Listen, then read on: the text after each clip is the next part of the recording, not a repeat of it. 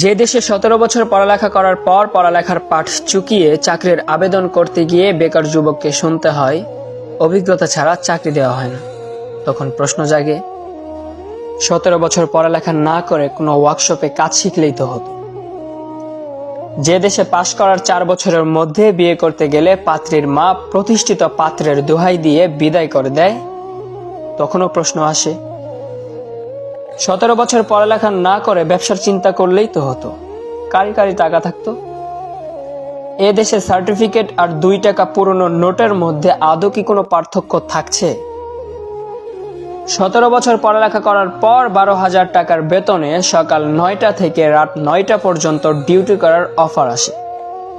তাহলে নামের আগে গ্র্যাজুয়েট, ইঞ্জিনিয়ার এসবের কি দরকার?